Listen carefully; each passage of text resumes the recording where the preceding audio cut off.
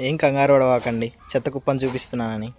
ఈ మొక్కజొన్న కంకుల్ని ఒలిచి అమ్మమ్మ ఏం చేస్తుందో చూద్దాం. ఇప్పుడు అమ్మమ్మ ఏం చేస్తుందో చూద్దాం. ఏం చేస్తున్నావు అమ్మమ్మ? మొక్కజొన్న కంకులండి.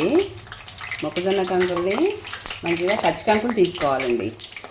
పచ్చి కంకులు తీసేసుకొని మంచిగా పొట్టు అంతా ఒలిచేసుకోవాలండి. పొట్టు ఒలిచేసుకొని గింజలు ఒలుచుకొని మంచిగా వాటిని శుభ్రంగా చేసి చెరుక్కొని శుభ్రంగా వాటిని మిక్సీ పట్టుకోవాలండి.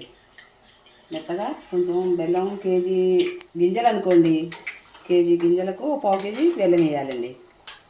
మెత్తగా మిక్సీ పట్టుకుంటే అవి మెత్తగా స్మూత్గా ఇట్లా వస్తుందండి.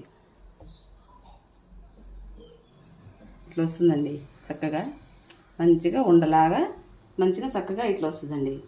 కొంతమంది చేతి మీద కవర్ పెట్టుకొని చేసుకుంటారండి. కొంతమంది ఇట్లా చేతితోని వేయించిన వాళ్ళు ఇట్లా చేతి మీద వేసుకోవచ్చండి. కొంచెం ఇట్లా నీళ్ళ తడి చేసుకొని కొంచెం చేతి మీద ఇలా చేసేసుకోవచ్చు. చేసేసుకుంటే అండి నూనె కొంచెం వేడి అయ్యాక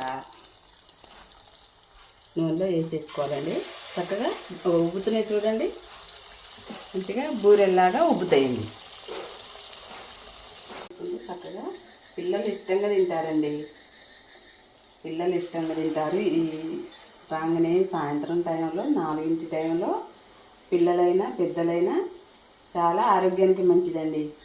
ఇవి వెనకటి రోజుల్లో ఇవి బాగా వాడేవాళ్ళు పెద్దలు.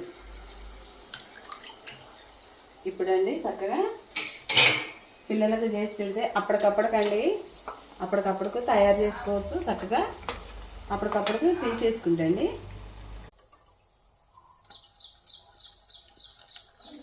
చక్కగా ఎర్రగా కాలాక తీసేసుకోవాలండి.